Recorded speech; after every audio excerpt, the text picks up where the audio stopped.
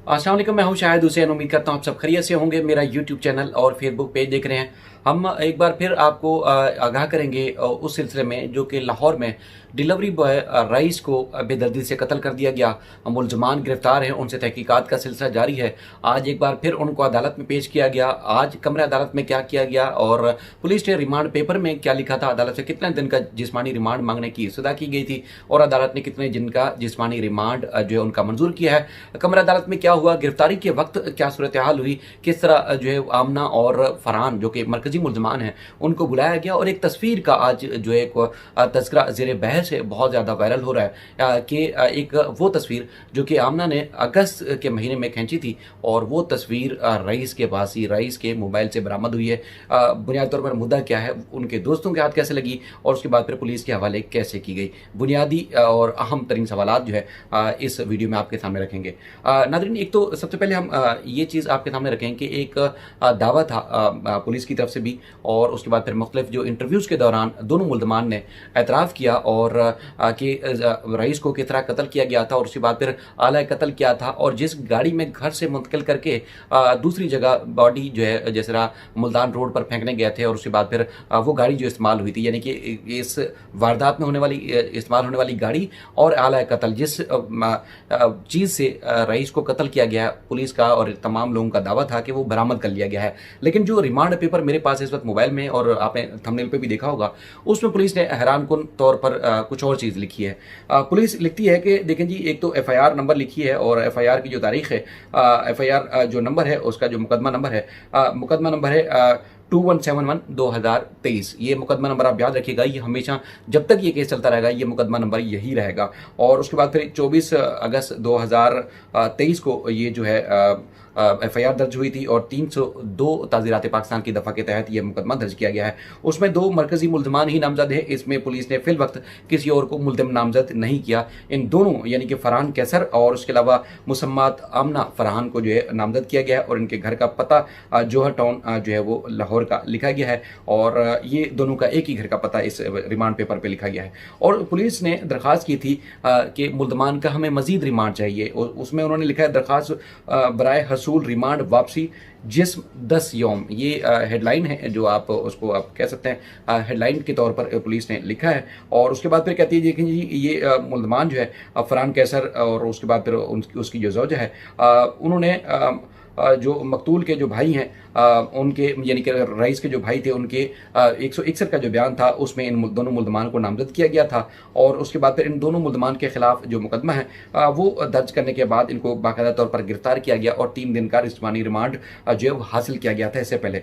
और अब मुल्ज़मान जो मज़ीद हमें मुल्ज़मान का रिमांड जो है चाहिए। एक तो ये रईस का मोबाइल फ़ोन, यानी कि रईस के बारे में इन्होंने खुद भी एतराफ़ किया कि रईस उनके घर पर पहली दफ़ा जब गया था तो उसके बाद फिर मोबाइल फ़ोन जो है वो उसका वहाँ गिर गया था, जिसमें मुल्ज़िम मुख्तलिफ इंटरव्यूज़ में खुद एतराफ़ कर चुके हैं। मोबाइल फ़ोन और उसके अलावा जो वक़ूअ में इस्तेमाल शुदा गाड़ी है और आले ज़रब कत्ल, यानी कि जो एक जो वारदात में इस्तेमाल हुआ है, इंसिडेंट में जो इस्तेमाल हुआ है, वो जो है आला हमें बरामद करना है। और उसके बाद फिर मुल्ज़मान चूँकि पुलिस की तरफ से लिखा गया है कि इंतहाई शातिर हैं, चालाक हैं, और ये तीनों चीज़ें जो है इनको नहीं दे रहे, टाल मटोल से जो है वो काम ले रहे हैं, तो लिहाजा वो कहते हैं जी इन मुल्ज़मान का जो पुख्ता कार है उनका, यानी कि दिमागी तौर पर भी और वैसे भी शातिर हैं और किसी सूरत भी ये तामुन नहीं कर रहे।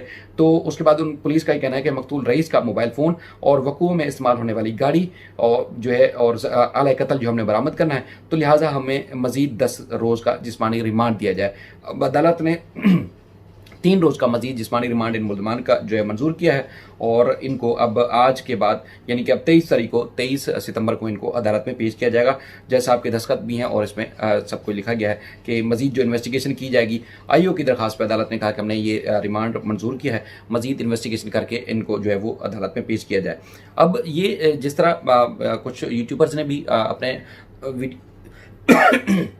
माफ़ कीजिएगा, कुछ यूट्यूबर्स ने भी वो जो गाड़ी पुलिस ने बरामद करने का दावा किया था फरहान की, वो थाने में खड़ी होने की या वहाँ मौजूदगी में उन्होंने गाड़ी दिखाई थी कि पुलिस ने बरामद कर ली है। और लेकिन इसके अलावा अब पुलिस अपने इस रिमांड पेपर में कह रही है कि हमने वो गाड़ी भी बरामद नहीं की और उसके बाद फिर आला कत्ल भी बरामद नहीं हुआ और उसके बाद फिर जो रईस का मोबाइल है, मोबाइल फ़ोन भी बरामद नहीं हुआ। यानी कि अगर ये ट्रायल चलता है तो ये चीज़ें बहुत ज़्यादा ज़रूरी हैं। मुल्ज़मान का एतराफ़ जुर्म कर लेना ये काफ़ी नहीं है।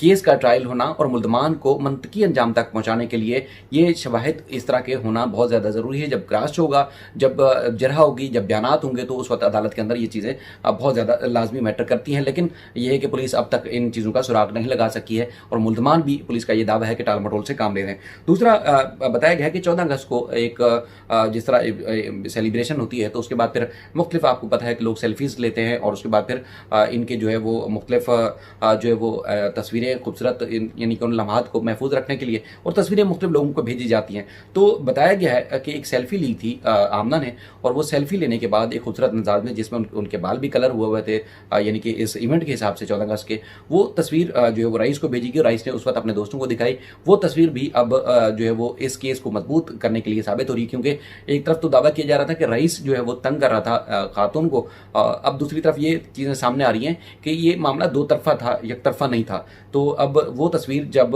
आमना ने खुद भेजी थी रईस को, उस मामले में भी जो है पुलिस तहकीकात करी। अब रईस के वो घर वालों ने पुलिस को फराहम कर दी। अब जब ये इंसिडेंट खुला और जब ये वक़ुआ तय हो गया कि इस सारे वारदात में जो है वो एक कत्ल हुआ है, यानी कि कौन मुलव्वस है, तो पुलिस जब गिरफ्तार करने के लिए आई थी, तो सबसे पहले जो है वो फरहान के भाई और वालिद जो है उनके घर के बाहर आए जब पुलिस उनको गिरफ्तार करने के लिए।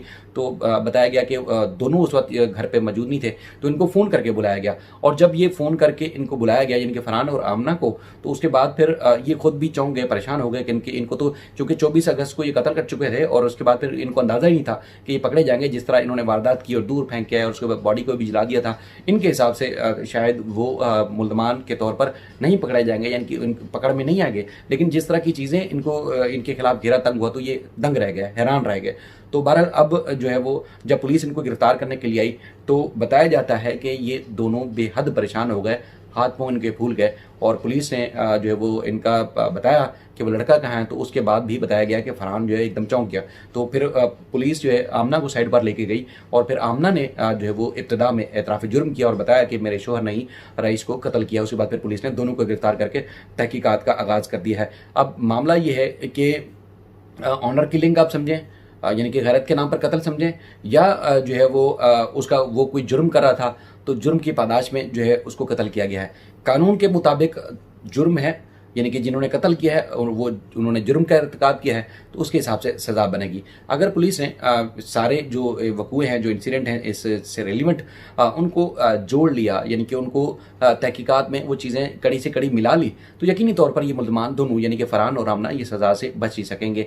हालांकि अगर वो जुर्म कर भी रहा था, जिस तरह घर पे उनको खातून को तंग करने का इल्ज़ाम या दूसरे जितने भी इल्ज़ाम सामने आ रहे हैं, और इसके अलावा एक और भी चीज़ सामने आ रही है कि देखिए जी, ये सिर्फ महज तस्वीरों की एक्सचेंज, वीडियो कॉल्स, या एक दूसरे को वीडियो भेजना या फ़ोन पे मुसलसल रब्ता रहने का तक की हद तक भी नहीं था, मामला और भी था। यानी कि बाकायदा तौर पर कुछ जो मोबाइल अकाउंट्स है वो खोल के दिए हुए थे, खुले हुए थे इसने रईस ने, और उन अकाउंट से भी पैसे जो है रईस जो है आमना को भेजता रहा। ये भी उनके मकतूल के अहल खाना का दावा है। अब देखते हैं कि पुलिस तहकीकात पे मज़ीद क्या चीज़ें सामने लाती है और क्या आगे मामला पेशरफ्त की तरफ जाता है। आपसे वही गुजारिश कि बहुत सारे लोग इस तरह के इंसिडेंट को रिपोर्ट करने में नाराज़ होते हैं। बिल्कुल आपकी शिकवा और नाराज़गी बजा है, लेकिन ये इंसिडेंट है, इवेंट्स है, और इनको रिपोर्ट करना हमारा काम है।